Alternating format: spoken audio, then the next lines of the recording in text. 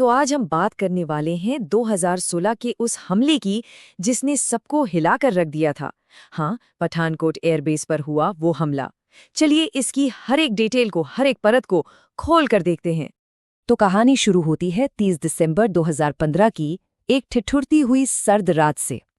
इस दिन 4 लोग जो पूरी तरह से इंडियन आर्मी की वर्दी में थे, पाकिस्तान से बॉर्डर क्रॉस करके पंजाब में घुस आते हैं। और उनका मिशन सिर्फ एक, आतंक। अच्छा, तो अब उनका टारगेट क्या था? उनका टारगेट था पठानकोट एयरबेस, जो हमारी एयरफोर्स के लिए कितना ज़रूरी है ये बताने की ज़रूरत नहीं। और अब जब टारगेट सेट था तो उनका पहला काम था एक गाड़ी का इंतज़ाम करना। तो उन्होंने सबसे पहले हिंसा का रास्ता अपनाया। एक इनोवा कार को हाईजैक किया और उसके ड्राइवर इकागर सिंह को मार डाला।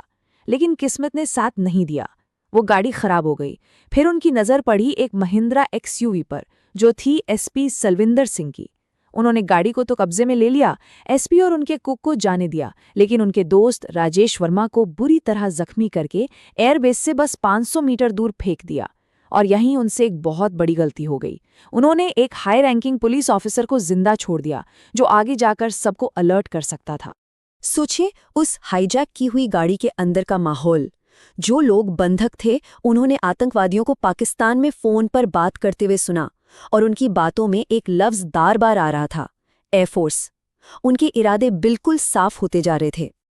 अब यहाँ से कहानी एक बहुत ही दिलचस्प मोड़ लेती है, क्योंकि सच तो ये है कि अधिकारियों को एक नहीं बल्कि कई सीधी चेतावनियां मिल चुकी थीं कि एक बड़ा हमला होने वाला है। तो सवाल ये उठता है कि जब एक पुलिस एसपी खुद वार्निंग दे रहा था, जब फोन कॉल्स इंटरसेप्ट हो चुकी थीं, तब क्या बेस को सुरक्षित किया गया था? एक तरफ से नहीं, कई तरफ से जानकारी आ रही थी और सबका इशारा एक ही जगह था। एसपी सलविंदर सिंह ने जैसे ही वो आज़ाद हुए फौरन पुलिस कंट्रोल रूम को कॉल किया।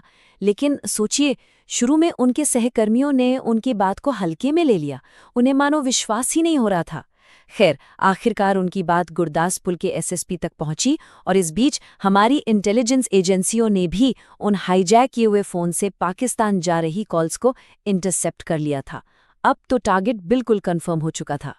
इतनी सारी वार्निंग्स के बावजूद, इतने सारे अलर्ट्स के बावजूद हुआ क्या? आतंकवादी वायर फेंस को काटकर 11 फुट की ऊंची दीवार को फांदकर बिना किसी के पकड़े गए एयरबेस के अंदर दाखिल हो गए, और अंदर जाकर वो झाड़ियों में, नालों में छिपकर बस रात होने का इंतजार कर रहे थे। तो जो एक इंटेलिजेंस की विफलता थी, वो अब एक बहुत बड़ा सुरक्षा संकट बन चुका था। चलिए अब आगे बढ़ते हैं। तारीख है 2 जनवरी, सुबह का वक्त। वो घड़ी आ ही गई जब आतंकवादियों ने हमला शुरू कर दिया, और इसी के साथ शुरू हुआ ऑपरेशन ढांगू, और पठानकोट एयरबेस एक जंग के मैदान में तब्दील हो गया। तो सुबह के 3 बजे अंधेरे का फायदा उठाकर ये 4 आतंकवादी अपनी छिपने की जगह से निकले। उनका पहला निशाना बना डिफेंस सर्विस कॉर्प्स यानी डीएससी मेस। वहां पर एक बहादुर जवान, पूर्व पहलवान जगदीश चंद, एक आतंकवादी से भिड़ गए।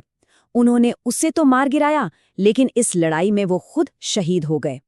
दिन भर घमासान फायरिंग चलती रही, और 2 जनवरी की शाम तक सुरक्षा बलों ने उन 4 हमलावरों को ढेर कर दिया जिनके बारे में जानकारी थी।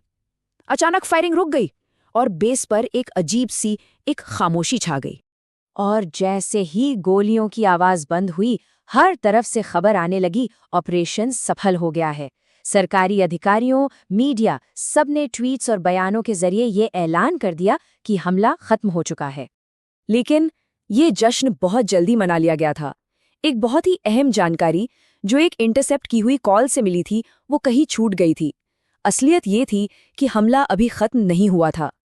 और यही थी वो भयानक गलती। पाकिस्तान में बैठे हैंडलर ने अपनी कॉल में साफ कहा था कि एक दूसरा ग्रुप पहले से ही बेस के अंदर मौजूद है। जी हाँ, 2 और आतंकवादी अभी भी अंदर छुपे हुए थे और सही मौके का इंतजार कर रहे थे।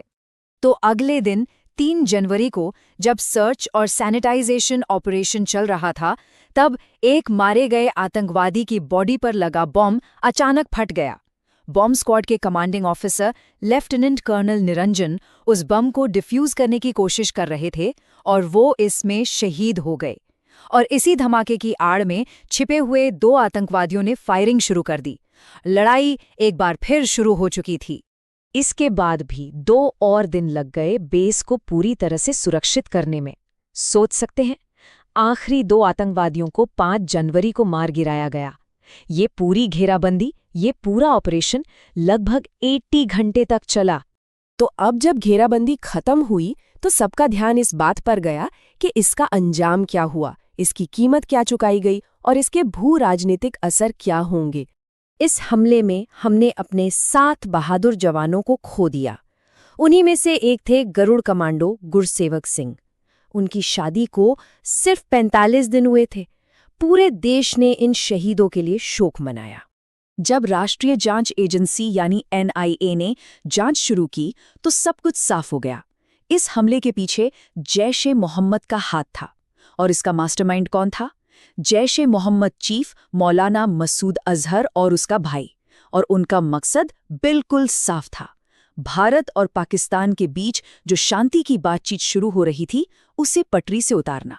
और इस हमले ने वही किया जो एक नई शुरुआत हो रही थी। जब हमारे प्रधानमंत्री ने कुछ दिन पहले ही पाकिस्तान का एक ऐतिहासिक दौरा किया था, वो सब खत्म हो गया।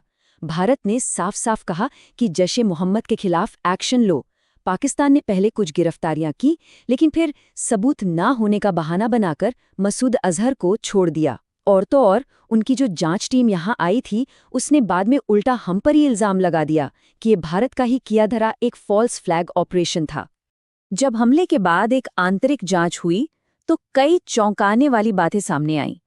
स्टैंडिंग कमेटी की रिपोर्ट ने साफ कह दिया कि इंटेलिजेंस और सुरक्षा बलों के बीच तालमेल की बहुत बड़ी कमी थी। एयर बेस की सुरक्षा, उसकी बाउंड्री वॉल बिल्कुल कमजोर थी। रिपोर्ट का निष्कर्ष बिल्कुल सीधा था, ये आतंकवादी बेस के अंदर घुसने ही नहीं चाहिए थे। आखिर में पठानकोट हमला आगे होने वाली घटनाओं जैसे उरी और पुलवामा की एक तरह से चेतावनी थी। ये एक पैटर्न दिखाता है जो एक बहुत बड़ा सवाल खड़ा करता है।